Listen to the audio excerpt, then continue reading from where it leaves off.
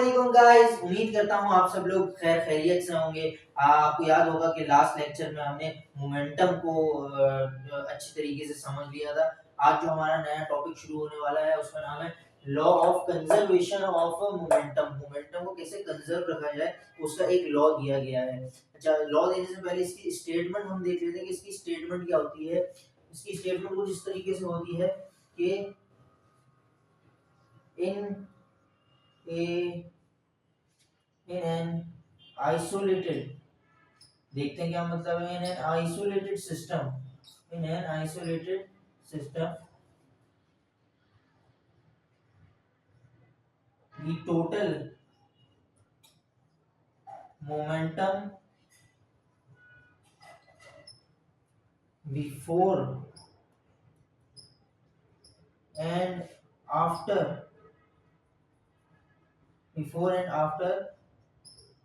the interaction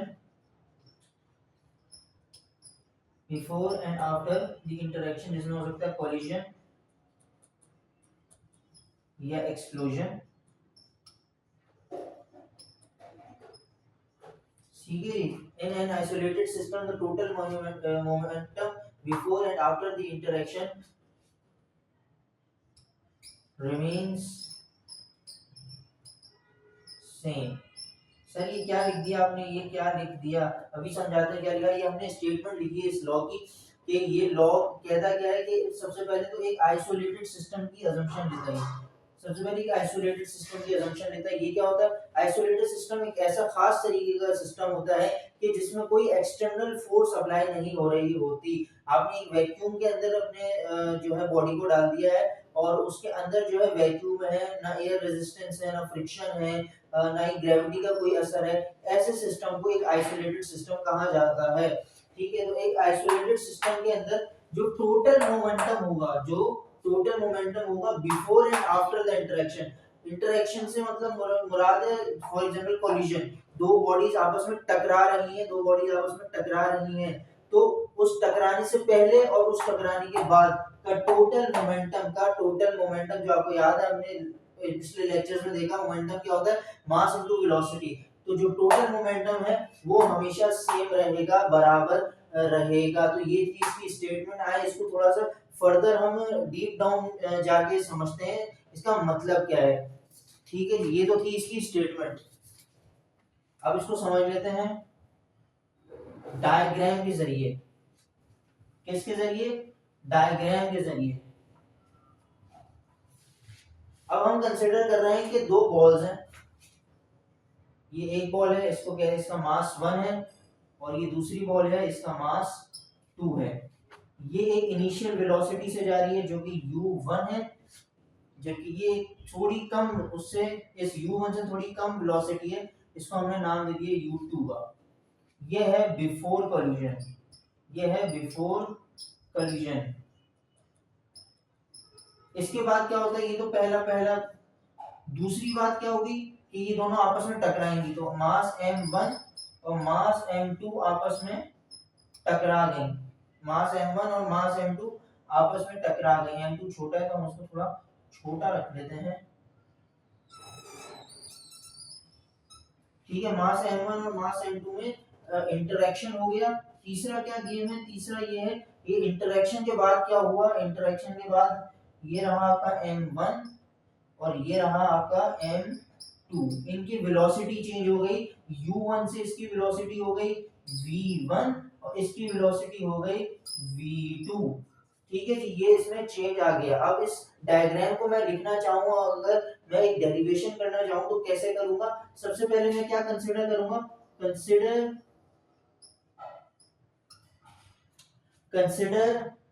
in an isolated system, क्योंकि ये एक क्या कहते हैं, ये एक अजम्पशन है कि आइसोलेटेड सिस्टम के अंदर ये चीज होती है। तो कंसीडर कर रहे हैं हम एक isolated system having two bodies of mass m1 and m2। m1 और m2 करके दो बॉडीज हैं हमारे पास। traveling with initial velocity traveling with initial velocities traveling with initial velocities of u1 and u2 respectively। ठीक है जी, ये तो हमने पहले वाले सिस्टम की सारी चीजें कंसिडर कर ली। ये वाला जो था ये बिफोर कोलिजन, ये है ड्यूरिंग कोलिजन, ये है ड्यूरिंग, और ये है आफ्टर कोलिजन, ये है आफ्टर कोलिजन। ठीक है जी, हमने कंसिडर कर लिया दो बॉडीज को जिनकी वेलोसिटीज u1 है और u2 है, और उनका मास जो है एक m1 है और एक दूसरा जो है वो m2 है। ठीक है जी, समझ आती है बात? अच्छा, समझ गया भाई। अच्छा, आगे क्या करेंगे इस डेरिवेशन में? आगे हमने कंसिडर तो कर लिया भाई पहली वाली सिचुएशन को, हमने कंसिडर कर लिया। अब हम कहेंगे कि ये जो इसका टोटल मोमेंटम है, कि टोटल मोमेंटम बिफोर कोलिजन क्या है? सिंपल है, मास 1 का u1 का प्रोडक्ट, क्योंकि मास इनटू वेलोसिटी होती है आपकी, क्या कहते हैं, मास इनटू वेलोसिटी होती है आपकी मोमेंटम। तो इस तरह से ये हो गया m1 u1 प्लस दूसरी बॉडी का भी है, ये हो गया m2 u2। ये दोनों मिक्स ना हो जाए तो हम लाइन मार देते हैं। ये आ गया टोटल मोमेंटम बिफोर कोलिजन। ठीक है जी, देन आफ्टर कोलिजन के बाद their velocities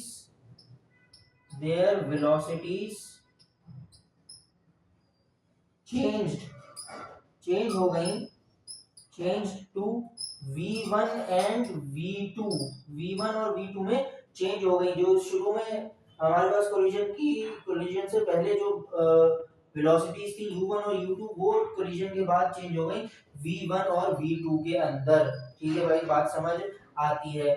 अच्छा, ये स्ट्रेट लाइन में ट्रैवल कर रही हैं ये बॉडीज, इसीलिए इसका जो हमने वेलोसिटी है इसका एरो बड़ा रखा है, इसका छोटा रखा है, क्योंकि इसका ज्यादा होगा तो पॉसिबल है कि वो इससे टकरा जाए। इसकी वेलोसिटी ज्यादा होगी तो ही जो है वो m2 वाले की बॉडी से टकराएगा। ठीक है जी, समझ आता है कि टोटल मोमेंटम तो इस तरीके से दिखता है। अब देखिए, अगर हम टोटल मोमेंटम क्या हुआ, टोटल मोमेंटम कैसा दिखता है आफ्टर कोलिजन के बाद कैसा दिखेगा हमारा मोमेंटम? तो सिंपल है, m1 है उसको उसकी वेलोसिटी से मल्टीप्लाई करो, तो m1 v1 प्लस दूसरी बॉडी का m2 v2। ये तो हमारे पास आ गए, एक आ गई इक्वेशन के बिफोर कोलिजन क्या मोमेंटम होगा, टोटल मोमेंटम क्या होगा, और आफ्टर कोलिजन टोटल मोमेंटम क्या होगा। अच्छा जी, आगे बढ़ते हैं तो आगे हम देखते हैं क्या क्या करेंगे। अब हम एक काम करेंगे, हम इसकी स्टेटमेंट को उठाएंगे और डाल देंगे एक सिनेरियो में।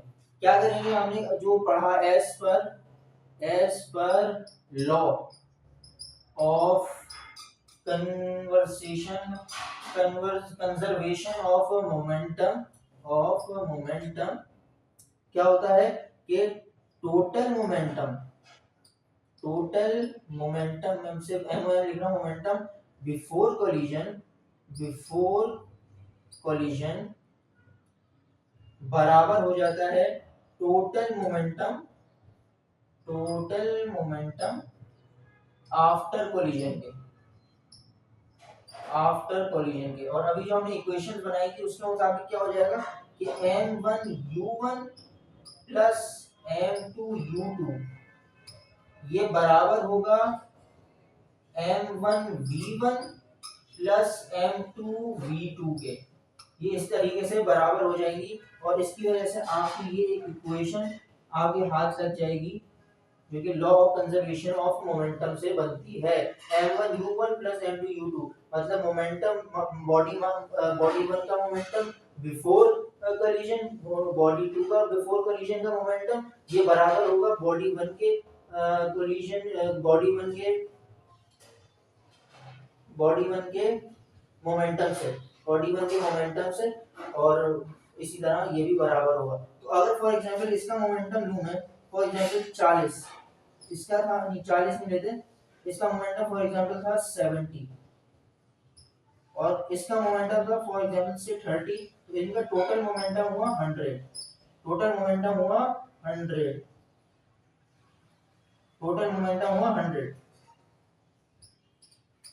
जब कोलिजन हो जाएगा तो मोमेंटम आगे पीछे हो सकते हैं बॉडीज के, क्या पता ये 70 से गिर के लेट से 50 पे आ गया और ये 30 से बढ़ के लेट से ये भी 50 पे आ गया, लेकिन आपने कमाल देखा होगा कि इनका जो टोटल मोमेंटम वो हमेशा कांस्टेंट रहेगा इन एन आइसोलेटेड सिस्टम। एक ऐसा आइसोलेटेड सिस्टम जिसमें दो बॉल्स एक स्ट्रेट लाइन में ट्रेवल कर रही हैं, एक वेलोसिटी u1 और u2 के साथ, जो इनिशियल वेलोसिटी है बिफोर द कोलिजन, और मास जो है m1 और m2 है, और उसमें हमने देखा कि आफ्टर कोलिजन क्या होती है, हमारी वेलोसिटी में चेंज आता है, लेकिन इन चेंज आने की वजह से हमारा टोटल मोमेंटम वो कांस्टेंट ही रहता है। तो ये था आपका law of conservation of momentum. मैं उम्मीद करता हूँ आपको अच्छे से समझ आ गया हो। अगली जो आपकी क्लासेस है matric first year second year, उसमें इस लॉ को मजीद गहराई में जाके आपको इसकी डेरिवेशन कराई जाएगी, लेकिन अभी तक आपकी जो टेक्स्ट बुक है उसमें डायरेक्ट हमें जो इसका फॉर्मूला दे दिया गया है, इसके मुताबिक अभी हम एक न्यूमेरिकल भी करते हैं और फिर देखते हैं कि कैसा हमें समझ में आया है। आई होप कि आपको अंडरस्टैंडिंग हो गई होगी चीज की, ठीक है। बाकी इसके नोट्स अवेलेबल हैं, आप वहां से डाउनलोड कर सकते हैं, ठीक है जी। आप इसके नोट्स भी डाउनलोड कर लें और देख लें। चलें अब हम चलते हैं उस न्यूमेरिकल की तरफ जो आपको एक वर्क एग्जांपल है। आई होप ये सब कुछ आपने उतार लिया। अच्छा जी, तो अब हम करने जा रहे हैं वर्क एग्जांपल नंबर 4, ठीक है। सबसे पहले इसका डेटा बना लेते हैं, क्वेश्चन को पढ़ लेते हैं क्या कह रहा है। क्वेश्चन कह रहा है एक गन है जिसका 8 केजी का मास है और उस गन ने बुलेट फायर करी है 40 ग्राम्स की, 40 ग्राम की बुलेट। तो मास एक का मास, दो बॉडीज है, एक तो गन है और एक बुलेट है, दोनों की हमें मास दी हुई है। सही है, समझ गए। तो फॉर एग्जांपल हम डेटे में 1 तस्वीर कर लेते हैं हम, जो है गन है, और 2 तस्वीर कर लेते हैं कि बुलेट है। ये आंसर में लिखने की जरूरत नहीं है, ये बस नहीं याद दहानी के लिए मैंने लिख दिया। अच्छा, 8 केजी मास किसका है? 8 केजी मास है गन का। m1 जो है 8 केजी है, m1 8 केजी है। m2 कितना है? m2 जो है आपका 40 ग्राम्स है, 40 ग्राम्स है। तो डिवाइड कर देंगे 1000 के साथ, क्या आ जाएगा 0.04 केजीज, 0.04 केजीज आपका मास आ गया m2। ये बुलेट का मास है, ठीक है जी, ये बुलेट का मास है। अच्छा, आगे क्या कह रहा है? कह रहा है गन ने फायर किया, अब गन की वेलोसिटी 100 मीटर पर सेकंड है। पहली बात, आपने जब गोली चलाई होगी तो उस वक्त इनिशियल वेलोसिटी तो जीरो होंगी, तो u1 मतलब initial velocity of gun, initial velocity of bullet, ये दोनों जीरो होंगी। इनिशियल है। फाइनल वेलोसिटी जो कि v1 होती है, तो गन की वेलोसिटी v1, ये तो हमें मालूम करनी है, गन कितना रिकॉइल हुआ है तो उसकी वेलोसिटी हमें मालूम करनी है।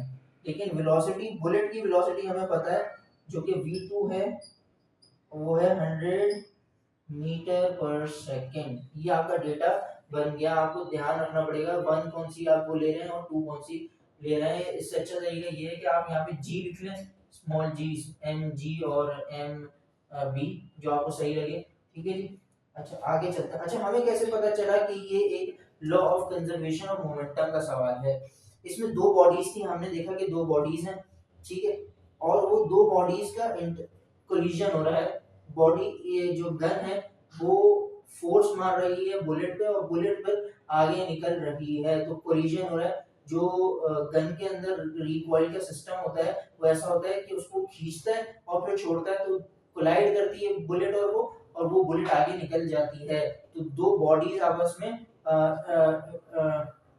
इंटरेक्ट कर रही हैं, इसलिए हमें याद आया कि जब दो बॉडीज आपस में इंटरेक्ट कर रही हो तो हम मोमेंटम का कॉन्सेप्ट सामने लेकर आते हैं, specially law of conservation of momentum. ठीक है जी। अच्छा, अब आपको फॉर्मूला जो है याद होगा। फॉर्मूला क्या था? सिंपल सा था कि m1u1 प्लस m2u2, ये है बिफोर कोलिजन का मोमेंटम, ये बराबर होता है m1v1 प्लस m2v2 के। ये है आफ्टर कोलिजन का मोमेंटम। सारी वैल्यूज पुट कर देते हैं। m1 क्या है?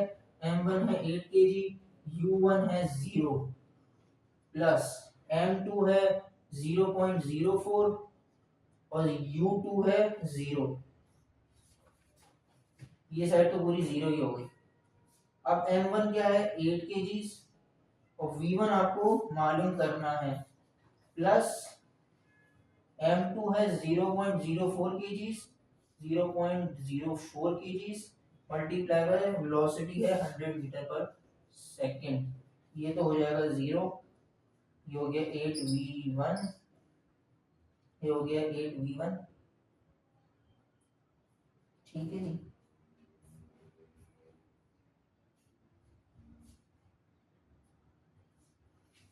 ये हो गया 8v1 प्लस 100 इंटू 0.04, कैलकुलेटर खोल लेते हैं जी। 100 इंटू 0.04, ये हो गया प्लस 4, प्लस 4 वहाँ जाएगा तो v1 इक्वल्स टू -4/8। ये बात आपको समझ आई होगी। ये प्लस का 4 उधर गया तो माइनस का 4 हो गया, और v1 के साथ 8 लगा था, वो मल्टीप्लाई हो गया तो वहाँ जाके डिवाइड हो गया, तो नेगेटिव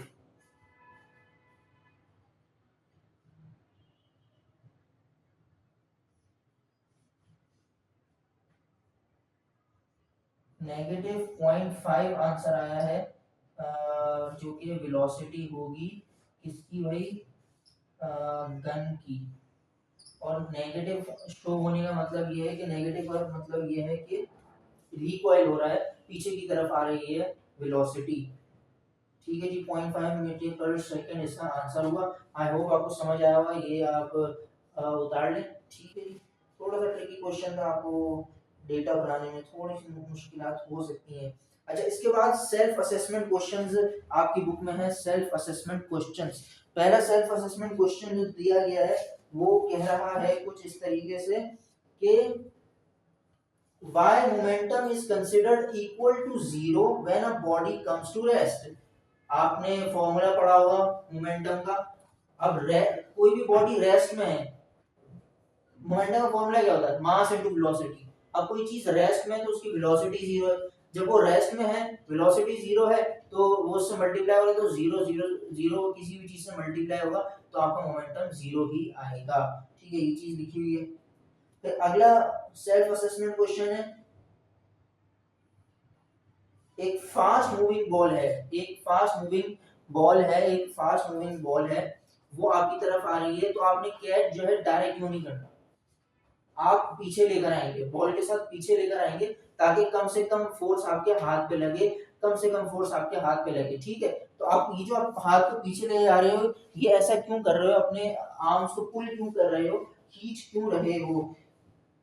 आपको याद होगा, आपको याद होगा कि हमने एक इक्वेशन पढ़ी थी कि चेंज इन मोमेंटम बराबर होता है फोर्स इनटू टाइम के। ठीक है, अब मुझे फोर्स को अगर कम करना है, इसको मैं टाइम इधर ले आऊं, अगर फोर्स को कम करना है, जो बॉल की फोर्स आ रही है, तो एक तरीका ये कि मैं अपने टाइम, क्योंकि इनवर्सली प्रोपोर्शनल है, तो टाइम को अगर मैं जितना बढ़ाऊंगा उतनी फोर्स मेरी कम होगी, जितना मैं टाइम को बढ़ाऊंगा उतनी मेरी फोर्स कम होगी। तो फॉर एग्जांपल यहाँ पे 5 सेकंड बाद आ रही थी, मैं पीछे लेके गया तो वो 8 सेकंड, तो जैसे ही एक्स्ट्रा टाइम उसको मिला, मेरी फोर्स का जो इम्पैक्ट हाथ पे गया होगा वो कम गया होगा। आई होप आपको ये बात अंडरस्टैंड हो गई होगी, समझ आई होगी इस इक्वेशन के जरिए। ठीक है जी। अच्छा जी, तो ये था आज का टॉपिक। हमने आज पढ़ा law of conservation of momentum, उससे रिलेटेड एक सवाल भी देखा हमने। और आगे अब एक इंटरेस्टिंग टॉपिक आने वाला है, न्यूटन के लॉज ऑफ मोशंस, वो पढ़ेंगे अगले लेक्चर में। उम्मीद करता हूँ कि आपको सब कुछ समझ आया हो। Thank you, Allah Hafiz.